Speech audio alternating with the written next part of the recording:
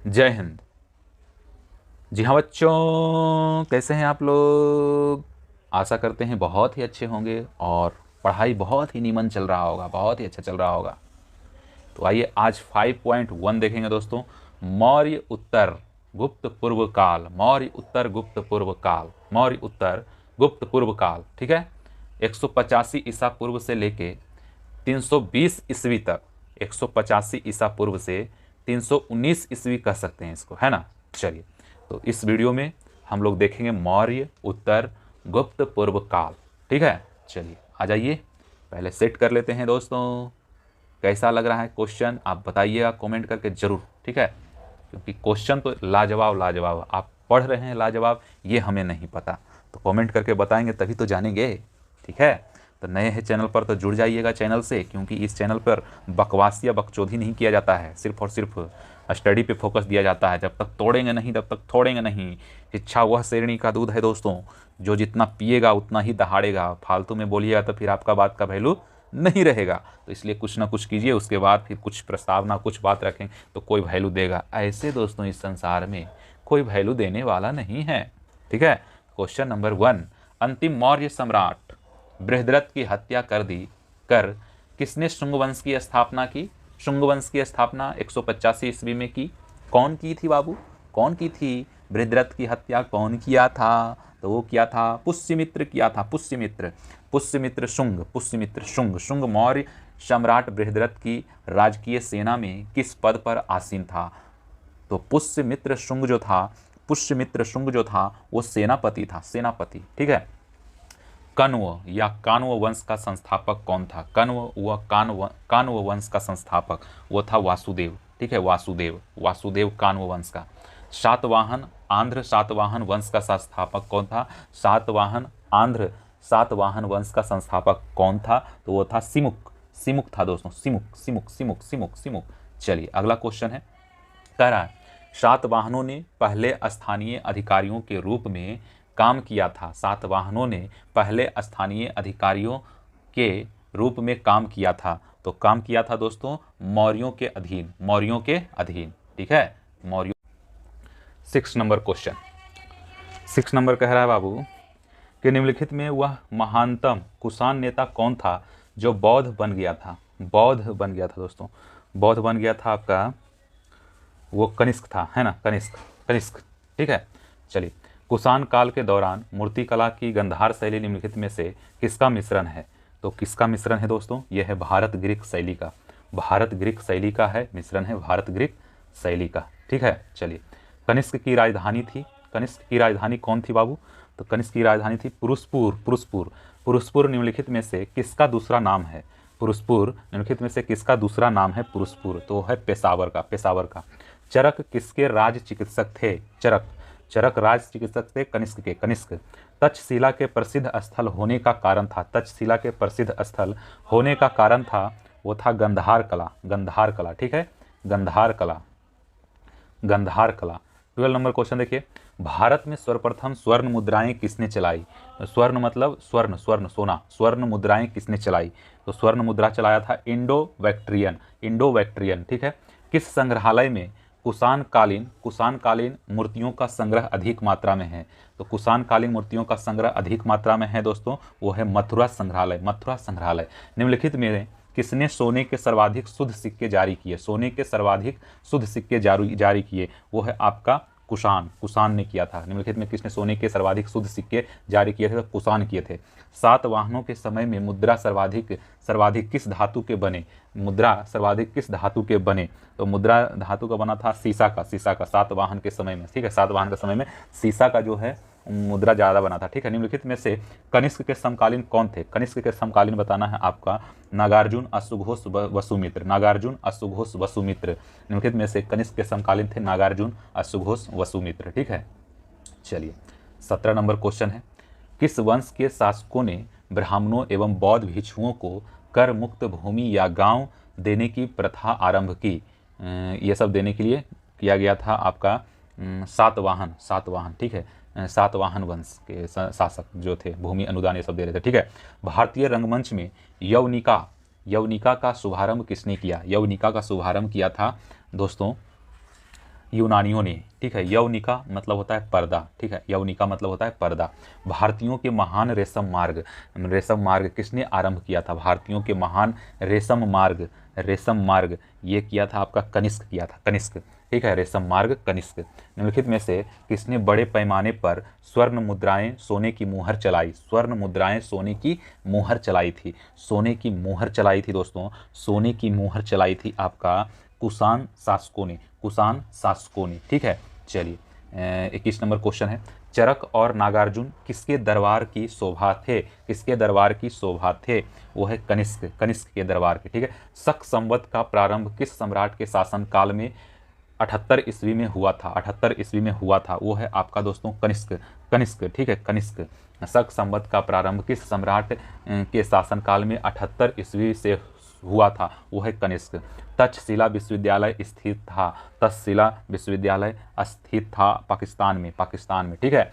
प्राचीन काल में कलिंग का महान शासक कौन था? प्राचीन काल में कलिंग का महान शासक कौन था? तो कलिंग का महान शासक था दोस्तों खारवेल, ठीक है, खारवेल। कुषाण काल में सबसे अधिक विकास किस क्षेत्र में हुआ था? तो कुषाण काल में हुआ था दोस्तों वास्तुकला के क्षेत्र में, ठीक है। 26 नंबर क्वेश्चन है दोस्तों, सातवाहनों ने प्रारंभिक दिनों में अपना शासन कहाँ शुरू किया? प्रारंभिक दिनों में अपना शासन कहाँ शुरू किया था? तो किया था आंध्र में, ठीक है, आंध्र में किया था, आंध्र में किया था। देखिए अगला क्वेश्चन है, सातवाहन राज्य की राजधानी कहाँ थी? सातवाहन राज्य की राजधानी कहाँ थी? तो राजधानी कहाँ थी दोस्तों? तो हो जाएगा आपका आंसर यही पैठन प्रतिष्ठान थी, सातवाहन राज्य की राजधानी थी।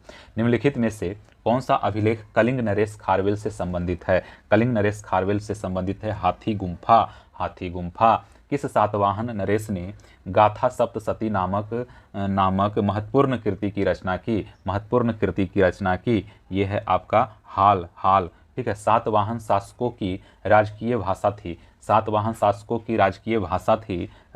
भाषा थी प्राकृत। निम्नलिखित राजवंशों पर विचार कीजिए, ठीक है, निम्नलिखित राजवंशों पर विचार कीजिए। इन राजवंशों का सही कालक्रम क्या है? तो सही कालक्रम क्या है दोस्तों, वो आपको बताना है। तो थ्री का हो जाएगा जो है 1 नंबर इसका है, और फिर है इसका 2 नंबर है सातवाहन का, और 3 नंबर है आपका गुप्त का, और 4 नंबर है आपका चोल का, ठीक है। तो फिर से मैं एक बार बता देता हूँ कि निम्नलिखित राजवंशों पर विचार कीजिए। पहला क्या है? शुंग वंश, उसके बाद क्या है? सातवाहन, उसके बाद क्या है? तीसरा में गुप्त वंश, उसके बाद क्या है? चोल वंश। हसीन मसूक शाह याद है क्या? चलिए ये इसका आंसर हो जाएगा आपका डी, ठीक है, डी। मौर्य साम्राज्य के ध्वंस के पश्चात कई आक्रमणों की श्रृंखला रही। भारत पर सबसे पहले आक्रमण निम्नलिखित में से किसने किया? तो निम्नलिखित में से किसने किया सबसे पहले आक्रमण भाई? तो वो क्या था? बैक्ट्रियन या कह सकते हैं ग्रीक, ठीक है, बैक्ट्रियन ग्रीक। नीचे कुटिबद्ध दिया हुआ, उसमें से आपको देखना है कौन सा आंसर आपका सही मैच करता है। तो सही मैच करता है दोस्तों, इसको थोड़ा सा ऊपर कर लेते हैं। तो एक तरफ क्या है? शासक, एक तरफ क्या है? उपाधि। एक तरफ क्या है? शासक, एक तरफ उपाधि है। और ये है 33 नंबर क्वेश्चन। तो 33 नंबर क्वेश्चन है, तो क्या हो जाएगा फर्स्ट का? देखिए अशोक क्या है? प्रियदर्शी। और कनिष्क क्या हो जाएगा? कनिष्क क्या है? देवपुत्र उपाधि, देवपुत्र की उपाधि अशोक जो है प्रियदर्शी की उपाधि लिया था। और खारवेल जो है दोस्तों वो है कलिंग चक्रवर्ती। कुमारगुप्त जो है दोस्तों, कुमारगुप्त है महेंद्रादित्य, ठीक है। तो आंसर आपका हो जाएगा डी। चलिए अगला क्वेश्चन है, विक्रम संवत कब से प्रारंभ हुआ? विक्रम संवत जो है कब से प्रारंभ हुआ है? विक्रम संवत 58 ईस्वी पूर्व से, ठीक है। सूची 1 और सूची 2 को सम्मिलित कीजिए। सूची 1 और सूची 2 को देखिए। सूची 1 में है संवत्सर किस समय से गणना, ठीक है। चलिए 35 नंबर का देख लीजिए कि आंसर क्या हो जाएगा। तो 35 नंबर का आंसर हो जाएगा दोस्तों, पहले मिलान करके देखिए। तो मिलान करके देखेंगे तो क्या हो जाएगा? विक्रम संवत्सर मीन्स ये 58 अभी पढ़े इसका। और शक संवत्सर हो जाएगा आपका 78 ईसा पूर्व, 78 ईस्वी, सिर्फ ईसा पूर्व 3102 ईस्वी, यही सिर्फ है। अगला है संवत्सर, गुप्त संवत्सर हो जाएगा आपका 2 नंबर, गुप्त संवत्सर 2 नंबर 320 ईसा पूर्व, 320 ईसा पूर्व। कली संवत्सर, कली संवत्सर जो है आपका 3102 ईसा पूर्व, ईसा पूर्व, ईसा पूर्व, ईसा पूर्व 2 गो है, एगो 58 वाला एगो ई, तो आंसर आपका हो जाएगा डी। ठीक है, संवत्सर और किस समय से गणना हुआ, एक बार और देख लेते हैं। विक्रम संवत्सर 58 ईसा पूर्व, शक संवत्सर 78 ईस्वी, 78 ईस्वी, और फिर है जो गुप्त संवत्सर 320 ईस्वी, और कली संवत्सर, कली संवत्सर 3102 ईसा पूर्व, 3102 ईसा पूर्व। चलिए 36 नंबर क्वेश्चन है, मौर्यों के बाद दक्षिण भारत में सबसे प्रभावशाली राज्य था। मौर्यों के बाद दक्षिण भारत में सबसे प्रभावशाली राज्य कौन था, तो वो था सातवाहन, सातवाहन। बुद्ध की बड़ी प्रतिमा निम्न में से किस काल में बनाई गई, बुद्ध की खड़ी प्रतिमा निम्न में से किस काल में बनाई गई, बुद्ध की खड़ी प्रतिमा, तो खड़ी प्रतिमा बनाया गया था दोस्तों कुषाण काल में। ठीक है, कुषाण काल में। शुंग वंश के बाद किस वंश ने भारत पर राज किया, शुंग वंश के बाद भारत में किस वंश ने राज किया, तो राज किया दोस्तों आपका कण्व, कण्व वंश। ठीक है, कण्व वंश। किस चीनी जनरल ने कनिष्क को हराया था, किस चीनी जनरल ने कनिष्क को हराया था, तो कनिष्क को हराया था आपका पेन चाओ, पेन चाओ। ठीक है, पेन चाओ, पेन चाओ। 40 नंबर का देखिए, उत्तरी तथा उत्तरी पश्चिमी भारत में सर्वाधिक संख्या में तांबे के सिक्के को जारी किया था। तांबे के सिक्कों को जारी किया था दोस्तों, तांबे के सिक्कों को जारी किया था कुषाणों ने, कुषाणों ने। ठीक है, कुषाणों ने जारी किया था सबसे ज़्यादा। और एसरसन रीजन का क्वेश्चन है, 41 नंबर का क्वेश्चन एसरसन रीजन है। कुषाण फारस की खाड़ी और लाल सागर से होकर व्यापार करते थे, सही बात है। उनकी सुसंगठित नौसेना उच्च कोटि की थी, नहीं, ये गलत है। तो आपका आंसर हो जाएगा ए सही है, किंतु आर गलत है। तो 41 नंबर का हो जाएगा आपका ए, 41 नंबर का सी हो जाएगा आंसर, सी, सॉरी। जो कला शैली भारतीय और ग्रीक यूनानी शैली का सम्मिश्रण है उसे कहते हैं, सम्मिश्रण है उसे कहते हैं गांधार, उसे क्या कहते हैं, गांधार। ठीक है दोस्तों, गांधार कहते हैं। ठीक है, 43 नंबर क्या है, कनिष्क बौद्ध धर्म की किस शाखा का अनुयायी था जिसका प्रसार उसने मध्य एशिया व सुदूर पूर्व में किया था, मध्य एशिया व सुदूर पूर्व में किया था, सुदूर पूर्व में किया था। ठीक है, तो आंसर हो जाएगा आपका महायान, महायान। कनिष्क के शासनकाल की सर्वाधिक महत्वपूर्ण घटना कौन सी थी, सर्वाधिक महत्वपूर्ण घटना कौन सी थी दोस्तों, तो हो जाएगा चतुर्थ बौद्ध संगति, चतुर्थ बौद्ध संगति। प्राचीन भारत का महान वैयाकरण पतंजलि किसका समकालीन था, किसका समकालीन था, तो वो हो जाएगा आपका पुष्यमित्र शुंग का, पुष्यमित्र शुंग का। सर्वप्रथम भारत में विशुद्ध संस्कृत भाषा में लंबा अभिलेख किस राजा द्वारा जारी किया गया था, किस राजा द्वारा जारी किया गया था, तो शक राजा रुद्रदमन द्वारा, शक राजा रुद्रदमन द्वारा, शक राजा रुद्रदमन द्वारा। ठीक है, अगला है, किस राजा के शासनकाल में ईसाई धर्म प्रचारक सेंट थॉमस भारत आया, सेंट थॉमस भारत आया, तो वो है आपका गोंदो फिरनस, गोंदो फिनस। ठीक है, किस कुषाण शासक ने सर्वप्रथम स्वर्ण मुद्राएं जारी की, स्वर्ण मुद्राएं जारी की, तो हो जाएगा 48 नंबर का आंसर हो जाएगा कडफिसिस सेकेंड, कडफिसिस सेकेंड। किस कुषाण शासक ने सर्वप्रथम स्वर्ण मुद्राएं जारी की, कडफिसस सेकेंड, कडफिसस सेकेंड। किस वंश के शासकों ने छत्रप प्रणाली का प्रयोग किया, छत्रप प्रणाली का प्रयोग किया दोस्तों, तो वो हो जाएगा आपका शकों ने। त्रातार मुक्तिदाता, त्रातार को क्या बोलते हैं, मुक्तिदाता। तो मुक्तिदाता की उपाधि किस वंश के शासकों ने धारण किया, मुक्तिदाता की उपाधि किया था दोस्तों ये किया था आपका शक वंश के। ठीक है, प्राचीन काल के भारत पर आक्रमणों के संबंध में कौन सा सही कालानुक्रम है, कौन सा कालानुक्रम सत्य है, यूनानी शक कुषाण है। ठीक है, चलिए अगला क्वेश्चन है, भारत में प्रथम बार सैनिक शासन मीन्स मिलिट्री गवर्नरशिप व्यवहार में लाया गया, तो व्यवहार में लाया गया दोस्तों ग्रीकों द्वारा। ईसा पूर्व दूसरी सदी के आरंभ में उत्तरी अफगानिस्तान में स्थापित भारत यूनानी राजा था वैक्ट्रिया। 4 धातुओं सोना, चांदी, तांबा एवं सीसा के सम्मिश्रण से बनने वाले सिक्के को क्या कहा जाता है, तो क्या कहा जाता है दोस्तों, सिक्कों को बनने का क्या कहा जाता है, कासापर्ण बोल सकते हैं। ठीक है, कासापर्ण। सर्वप्रथम रोम के साथ किन लोगों का व्यापार प्रारंभ हुआ था दोस्तों, तमिलों एवं चेरों का। ठीक है, तमिलों एवं चेरों का। मौर्यकालीन प्रमुख बंदरगाहों में कौन असत्य है, तो कौन असत्य है वो देखना है, तो कोचिन। निम्न में से किस स्थान को पेरिप्लस ऑफ द इरिथ्रियन सी में पोडुके नाम से संबोधित किया गया, पोडुके नाम से संबोधित किया गया? अरिका मेडू, ठीक है। मौर्य उत्तर काल में किसने भारत में हिंद यूनानी राज्य की स्थापना की? हिंद यूनानी राज्य की स्थापना डेमेट्रियस, ठीक है, डेमेट्रियस। निम्नलिखित में से किसने अपने जीवन के उत्तरार्ध में अपने पुत्र के हाथों में राज सत्ता सौंपकर बौद्ध भिक्षु हो गए? राज सत्ता सौंपकर बौद्ध भिक्षु हो गए, तो वो है आपका दोस्तों मीनांडर, ठीक है, मीनांडर। कुषाणों का संबंध था दोस्तों, कुषाणों का संबंध था चीन के यूची जनजाति से, चीन के यूची जनजाति से, ठीक है। 60 नंबर का आंसर क्या हो जाएगा? सी। निम्नलिखित में से कौन कनिष्क के बौद्ध होने के लिए उत्तरदायी था? उत्तरदायी कौन था?